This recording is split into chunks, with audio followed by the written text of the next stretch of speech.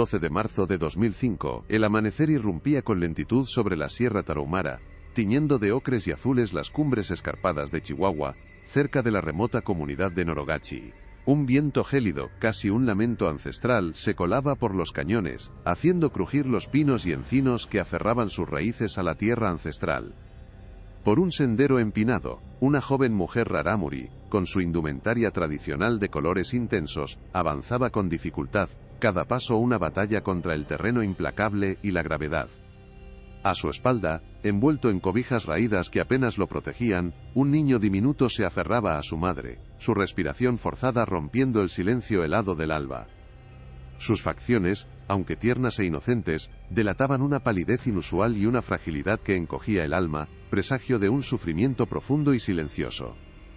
El olor a pino, a tierra mojada por el rocío nocturno y al humo tenue de alguna fogata lejana, impregnaba el aire de la sierra, una mezcla cruda de vida salvaje y desolación inminente. La mujer, con el rostro marcado por la preocupación y el cansancio, sentía el peso no solo del pequeño cuerpo de su hijo en la espalda, sino de una angustia que trascendía las palabras y las barreras culturales. El niño, apenas un soplo de vida, tosía débilmente, un sonido que era un puñal en el corazón de su madre, resonando en la inmensidad del paisaje. Sus ojos, antes vivaces y curiosos, ahora lucían velados, y sus pequeños labios, resecos, se entreabrían en un esfuerzo desesperado por inhalar el aire escaso de la altura.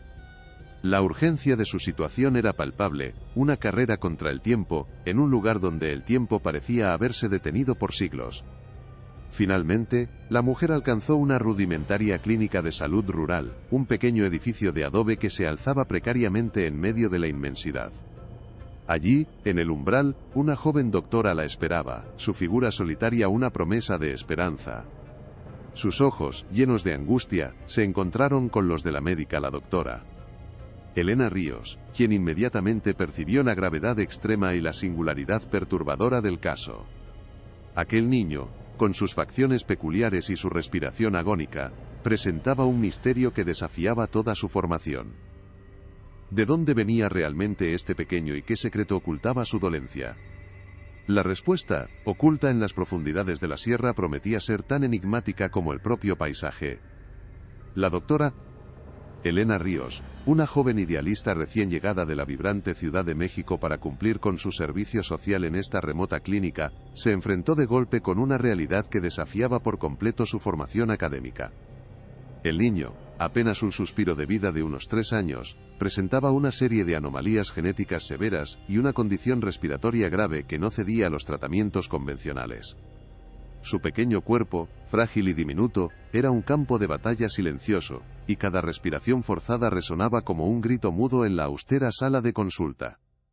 Elena sentía el peso de la responsabilidad, comprendiendo que este caso era distinto a todo lo que había estudiado en los libros. El cuadro clínico del pequeño, una mezcla de palidez extrema, ojos vidriosos y una serie de deformidades sutiles pero evidentes en sus extremidades, la sumió en una profunda perplejidad, encendiendo su determinación por desentrañar aquel enigma. Al intentar indagar sobre el origen del pequeño, la madre rarámuri, con su rostro surcado por la angustia, solo ofrecía respuestas evasivas, murmurando sobre los escondidos. Esta mención, casi un susurro, trajo consigo una oleada de inquietud a la pequeña clínica. Elena, extrañada, percibió el miedo reverencial que la rodeaba. Pronto, los murmullos de los pocos locales que se atrevían a hablar comenzaron a tejer un relato de leyendas. Se decía que eran gente diferente, tocada por los espíritus, o, peor aún, maldita. Estas historias, transmitidas de generación en generación en la Sierra Tarahumara, inspiraban un terror ancestral, un temor profundo que se arraigaba en lo desconocido y lo incomprensible.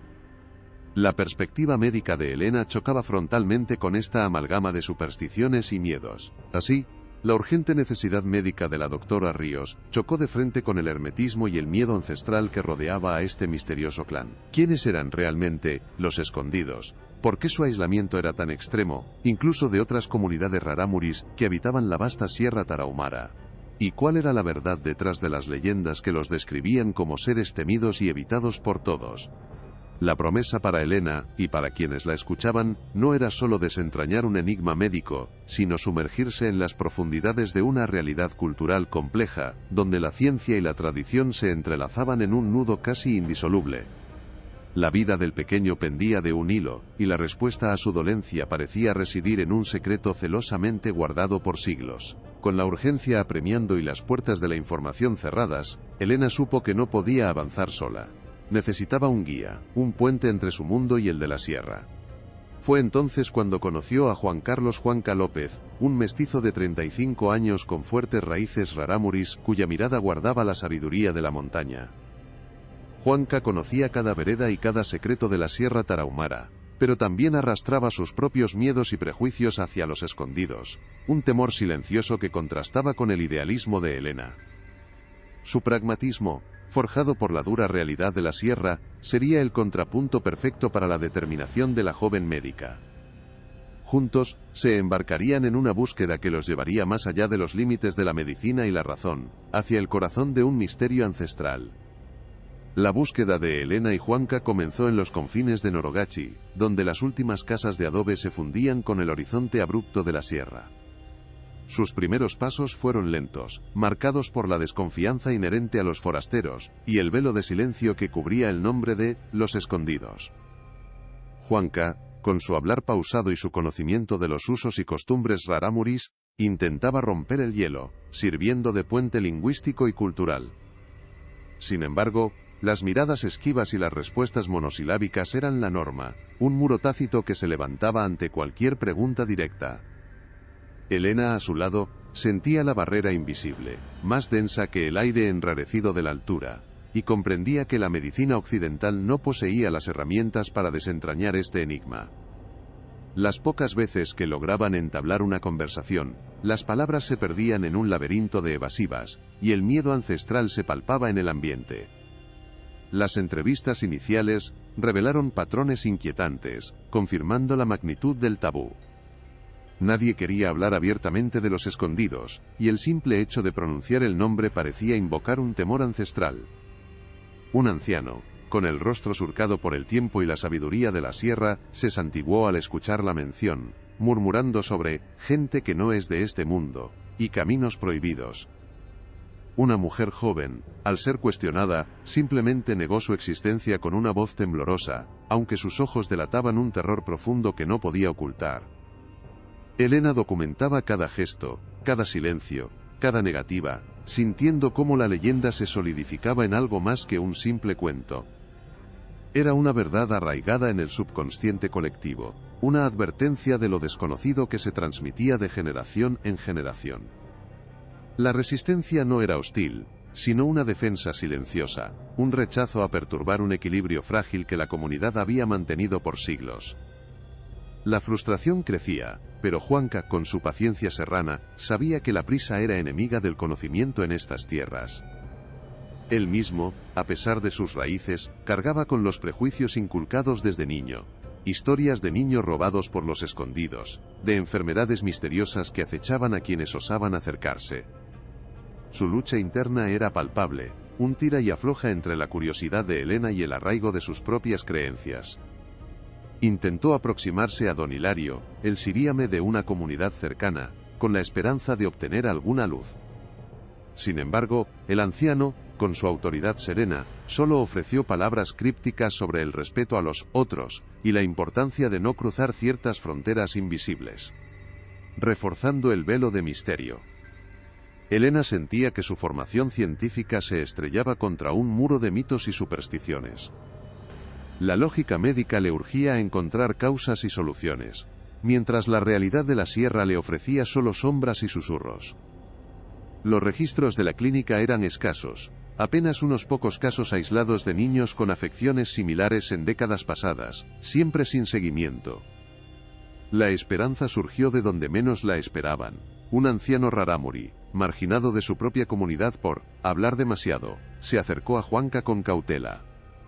Con voz quebradiza, les habló de gente que se fue, huyendo de la violencia, hace muchos años, a lo más profundo de las barrancas, y de cómo prometieron nunca volver a mezclarse con el mundo exterior. Esta revelación, aunque vaga, encendió una chispa.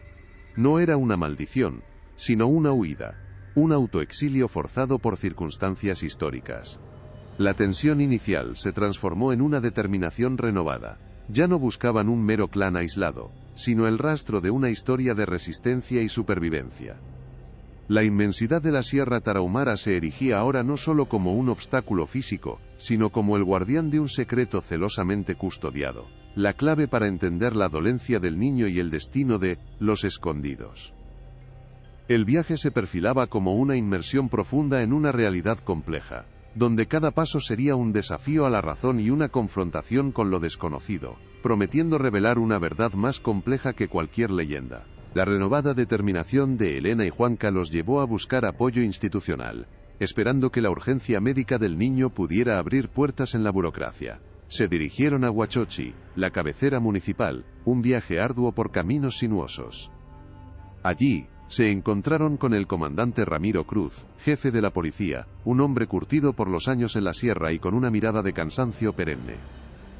Al escuchar el relato de los escondidos y la necesidad de encontrar al clan, Cruz se mostró escéptico, desestimando la situación como asuntos de indios o cuentos de viejas, una carga más para sus ya limitados recursos. Advirtió a Elena sobre los peligros de inmiscuirse en territorios ancestrales y la complejidad de las dinámicas comunitarias, dejando claro que no habría apoyo oficial sin una denuncia formal o un crimen evidente. Esta respuesta, una mezcla de indiferencia y advertencia, frustró profundamente a la joven médica, revelándole una barrera institucional tan infranqueable como las propias barrancas. Comprendió que la ayuda no vendría de donde esperaba, y que su misión dependería únicamente de su tenacidad y la de Juanca. A pesar del desinterés oficial, Elena y Juanca persistieron, siguiendo la tenue pista del anciano marginado. Sus preguntas, ahora más cautelosas y dirigidas a comunidades aún más remotas, no pasaron desapercibidas. La sierra, con su propia red invisible de comunicación, pronto llevó la noticia de su búsqueda a oídos de don Hilario, el Siríame de una comunidad cercana. Para él, la insistencia de los forasteros era una afrenta directa al pacto ancestral de los escondidos, y una amenaza a la privacidad que su gente había defendido por generaciones. Sin confrontarlos directamente, don Hilario ejerció su autoridad silente, enviando mensajes velados a través de intermediarios. Los pocos que antes habían mostrado una pizca de apertura ahora cerraban sus puertas, sus rostros reflejando una mezcla de respeto por el Siríame y un temor renovado a lo desconocido. La resistencia cultural se solidificaba, transformándose de un velo de silencio en un muro activo que se levantaba frente a cada paso de la expedición, haciendo el camino más pesado y solitario. La frustración por la burocracia y la resistencia comunitaria se mezclaba con una creciente sensación de amenaza en la sierra.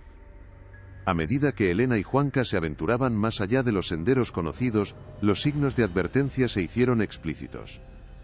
Un día, encontraron un camino que habían transitado deliberadamente bloqueado con rocas y ramas pesadas, un mensaje inequívoco de que su presencia no era bienvenida.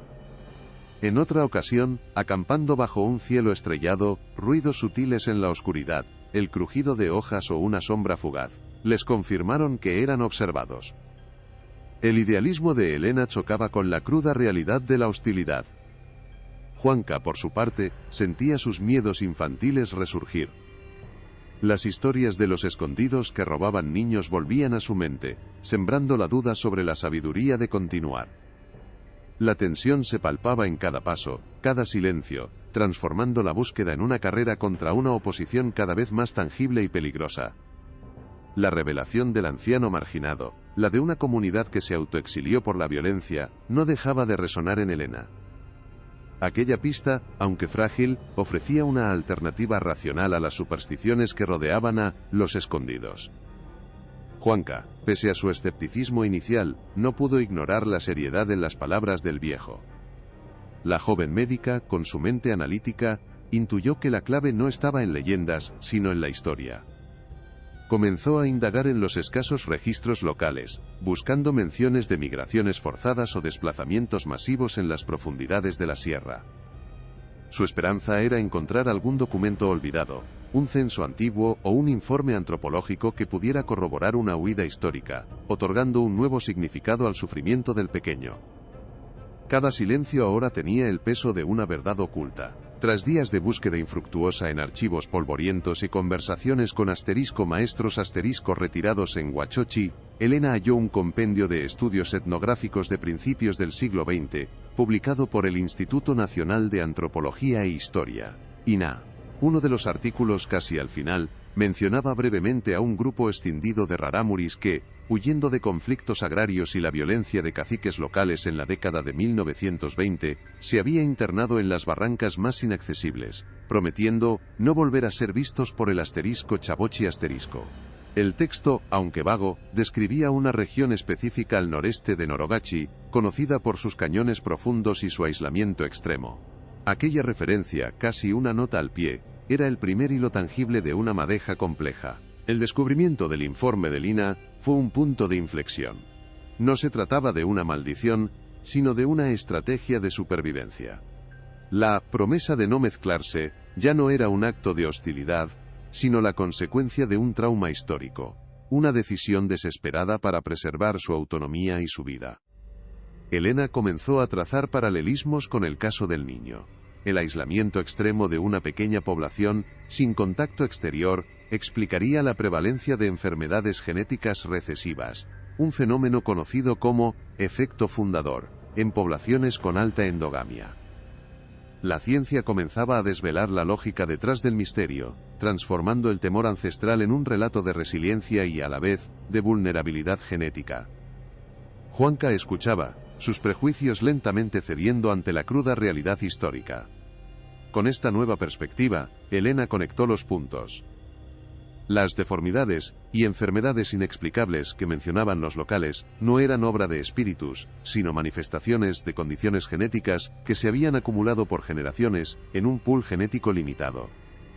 El niño que la trajo hasta aquí era la prueba viviente de las consecuencias de este autoexilio.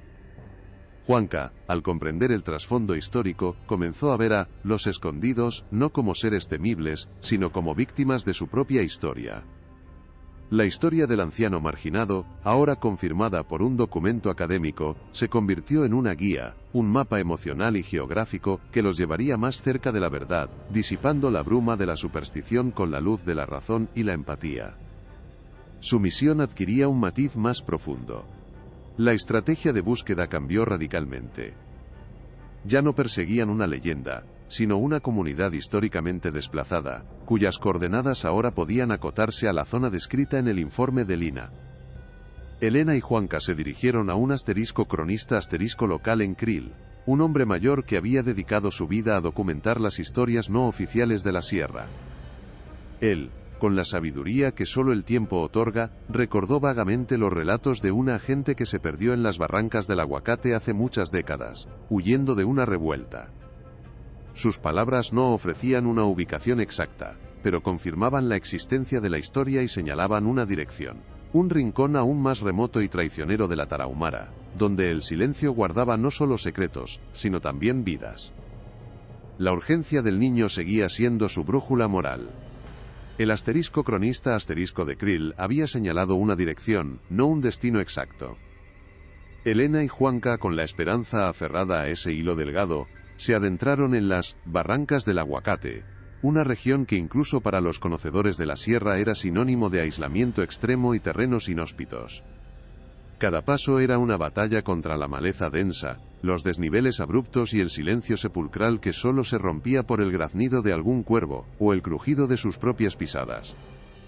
La sensación de ser observado se intensificó, un cosquilleo en la nuca que Juanca interpretaba como la advertencia de los antiguos, mientras Elena lo atribuía al instinto de supervivencia de una comunidad oculta. La determinación de la médica se aferraba a la vida del niño, su única brújula en aquel laberinto de piedra y follaje, cargado de una tensión palpable, mezcla de expectación y temor reverencial ante lo desconocido que sabían, estaba cada vez más cerca. Tras jornadas extenuantes, en un recodo olvidado de un cañón escarpado, la sierra reveló su secreto. no era una aldea consolidada, sino un campamento rudimentario, casi mimetizado con el paisaje rocoso, una colección de jacales de ramas y lodo que parecían haber brotado de la misma tierra. Un humo tenue se alzaba de una fogata central, y el olor a leña quemada y a tierra húmeda era el único indicio de vida humana. Entonces, los vieron. Una docena de personas, quizás más, moviéndose con una cadencia ancestral, sus siluetas delgadas y sus rostros marcados por el sol y el viento. La visión fue impactante, aunque sus vestimentas eran similares a las rarámuris, sus facciones exhibían una homogeneidad inusual, y varios de ellos presentaban rasgos físicos que Helena reconoció de inmediato como signos de condiciones genéticas poco comunes, algunas evidentes, otras sutiles pero inconfundibles. El aliento de Helena se detuvo. Allí, ante sus ojos, estaba la verdad detrás de las leyendas, el clan de los Escondidos, no como seres malditos, sino como una comunidad que, por razones históricas, había forjado su destino en el aislamiento. La homogeneidad genética era palpable, ojos de un azul claro inusual en algunos, pieles extremadamente pálidas, y en varios niños, dedos de las manos o pies, con malformaciones sutiles que confirmaban sus sospechas de endogamia. Juanca, mudo, sintió cómo sus miedos infantiles se confirmaban, pero también cómo la explicación de Helena, la huida y el autoexilio, dotaba a la visión de una triste lógica.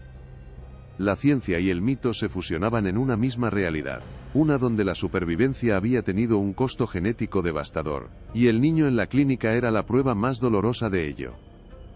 El silencio fue quebrado por el llanto de un bebé, un eco de la vida que continuaba frágil y vulnerable, en aquel rincón olvidado de la vasta Tarahumara. La presencia de Helena y Juanca no pasó desapercibida por mucho tiempo. Las siluetas en el campamento se detuvieron. Sus movimientos, antes fluidos, ahora tensos. Un hombre alto, con una mirada penetrante que parecía leer el alma, emergió de entre los jacales. Su rostro, marcado por el tiempo y la autoridad, era Chille, el líder del clan, tal como lo había descrito la premisa. Su indumentaria, aunque sencilla, denotaba una dignidad ancestral. El aire se cargó de una tensión palpable, mezcla de cautela y un temor profundo. Los ojos de Chille se fijaron en Helena, luego en Juanca, con una desconfianza que trascendía el idioma y las palabras, como si presintiera una amenaza a siglos de aislamiento. El silencio se hizo ensordecedor, roto solo por el viento que susurraba secretos entre los pinos. La confrontación, largamente esperada, había comenzado en aquel rincón olvidado del mundo. Chille, con voz grave y resonante, aunque incomprensible sin la traducción de Juanca, les exigió que se marcharan. Sus gestos eran firmes, su postura, inquebrantable. Juanca, intentando suavizar la situación, explicó en rarámuri el propósito de su visita, la urgencia del niño enfermo en la clínica, la necesidad de comprender el origen de su dolencia. Pero la respuesta de Chille fue un rotundo rechazo, un eco de la promesa ancestral de no mezclarse, una defensa férrea de la privacidad de su gente. Helena sintió la frustración pero también respeto. Intentó hablar, señalar su botiquín, pero los ojos del líder no daban tregua, reflejando el miedo a la intromisión que había moldeado su existencia por generaciones. La barrera era más alta de lo que habían imaginado, un muro levantado por el tiempo y el trauma. Cuando la expulsión parecía inminente, un grito agudo y desesperado rompió la tensión. Provenía de uno de los jacales más pequeños. De inmediato, varios miembros del clan corrieron hacia allí, sus rostros reflejando pánico. Chille, aunque reacio a desviar su atención de los intrusos, sintió la alarma en el aire. Una mujer joven, con el rostro descompuesto, salió del jacal llevando en brazos a una anciana que convulsionaba violentamente, sus ojos desorbitados y su cuerpo sacudido por espasmos incontrolables.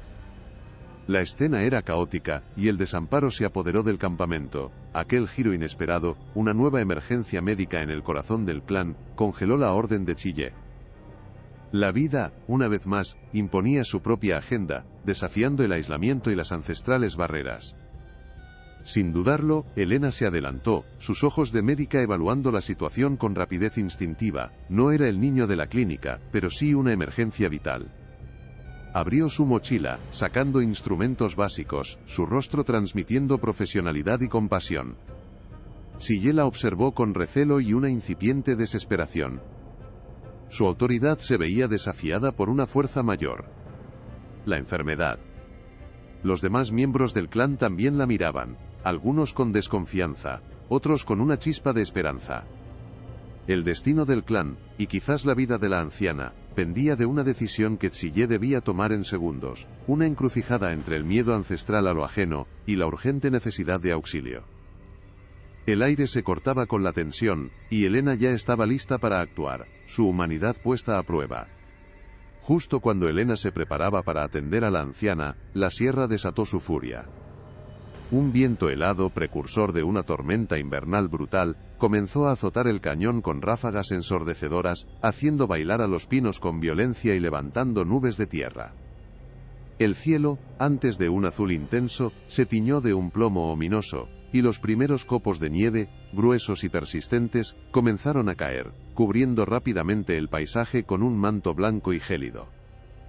La visibilidad se redujo drásticamente, atrapando a Elena y Juanca en el campamento, aislados del mundo exterior. En medio de este caos natural, un clamor de angustia surgió de otro jacal. Era el niño original, el que había llevado a Elena hasta allí, cuya respiración se había vuelto agónica, sumiéndolo en una crisis crítica que amenazaba con llevárselo para siempre. La tormenta no solo era una amenaza externa, sino un reflejo del drama interno que se desarrollaba, intensificando la urgencia. Con la vida del pequeño pendiendo de un hilo, Elena dejó a la anciana, que por el momento parecía estabilizada, y se lanzó hacia el niño. La luz de las fogatas parpadeaba con la furia del viento, creando sombras danzantes que aumentaban la sensación de irrealidad. Con manos firmes, la doctora abrió su botiquín, sus movimientos precisos a pesar del temblor del suelo y el frío penetrante. Necesitaba una vía aérea, oxígeno que no tenía, y medicamentos específicos que escaseaban. Bajo la atenta y supersticiosa mirada de todo el clan, incluyendo a un Tsiye visiblemente perturbado, Elena improvisó con ingenio. Usó una aguja y un tubo delgado para intentar despejar las vías respiratorias, una maniobra riesgosa que requería una precisión quirúrgica. Cada miembro del clan, con el rostro iluminado por el reflejo del fuego y el pánico, observaba en silencio, susurros de viejas oraciones mezclándose con el aullido del viento. La confianza del clan, el destino del niño, y la posibilidad de un futuro diferente para esa comunidad, todo se jugaba en esos instantes críticos, en ese rincón olvidado. Los minutos se estiraron, eternos. Elena, concentrada, ignoraba el frío, la tormenta y las miradas. Su mente era un torbellino de conocimientos médicos y su corazón, un latido constante de esperanza. Poco a poco, el sonido de la respiración del niño, antes un estertor agónico, comenzó a regularizarse, débil, pero perceptible. Un suspiro colectivo de alivio recorrió el campamento. La doctora, agotada pero con una chispa de triunfo en sus ojos, logró estabilizar al pequeño, sacándolo del abismo de la muerte. No era una cura, pero era una victoria crucial. Triteigie, con una mezcla de asombro y gratitud que no podía ocultar, se acercó. En sus ojos, antes de hierro, ahora brillaba un atisbo de reconocimiento, una grieta en el muro de desconfianza que había protegido a su gente por generaciones. Aquel acto de valentía y éxito médico, realizado en medio de la adversidad más salvaje, había abierto una pequeña, pero significativa, brecha en el corazón del clan escondido, demostrando que la empatía podía trascender cualquier barrera. Tras la tensa noche, el amanecer trajo consigo una calma gélida a las barrancas, aunque el manto de nieve aún cubría el campamento. El niño, débil pero estable, respiraba con un ritmo que era música para los oídos de Elena. Tsiye, con una mirada que ya no era de desconfianza sino de profunda reflexión, accedió a que la doctora permaneciera para supervisar al pequeño y a la anciana. La barrera inicial se había resquebrajado no por palabras, sino por la acción y la humanidad compartida. Juanca, ahora con una perspectiva completamente nueva, continuaba su labor de puente, traduciendo no solo las palabras, sino los gestos y las intenciones. El clan, aunque cauteloso, mostraba un alivio palpable, una mezcla de asombro y una incipiente esperanza. Era el primer paso de un camino incierto. Pero la vida del pequeño, milagrosamente salvada, había encendido una luz tenue en la oscuridad de su aislamiento. El informe de Elena, presentado en Huachochi, trascendió las frías estadísticas médicas. No solo detallaba la condición del niño y las enfermedades genéticas del clan, sino que abogaba por un enfoque de salud pública culturalmente sensible, que respetara la autonomía rarámuri y ofreciera opciones sin imponer la asimilación. El caso de los escondidos se convirtió en un catalizador, obligando a las autoridades a mirar más allá de la burocracia y los prejuicios. El clan, sin abandonar su arraigado autoexilio, comenzó un diálogo cauteloso, aceptando visitas médicas esporádicas y la posibilidad de que sus jóvenes aprendieran sobre el mundo exterior, aunque siempre bajo sus propios términos. El niño, ahora recuperado, se erigió como un símbolo viviente de un puente tendido, un futuro donde la ciencia y la tradición podían coexistir para sanar las heridas de generaciones de aislamiento forzado, transformando el miedo en una comprensión profunda. Así, la historia de Los Escondidos dejó de ser una leyenda temida para convertirse en un relato de resiliencia, vulnerabilidad y la capacidad humana de trascender barreras. Este caso no solo salvó una vida, sino que abrió una ventana a la compleja realidad de los pueblos originarios de México, recordándonos la importancia de la empatía, el respeto cultural y la búsqueda de soluciones que honren la dignidad de cada comunidad. La doctora Elena Ríos, Juanca, y el pequeño niño de la sierra, nos enseñaron que el conocimiento y la compasión son las verdaderas herramientas para construir puentes donde antes solo había muros. Su viaje se convirtió en un llamado a la reflexión sobre cómo la ciencia y la tradición pueden entrelazarse para forjar un futuro más justo y comprensivo. Si esta conmovedora historia te ha llegado al corazón, dale me gusta a este video, suscríbete para no perderte más relatos impactantes y déjanos tu opinión en los comentarios. Y si quieres seguir explorando los misterios de México, te esperamos en nuestro próximo episodio.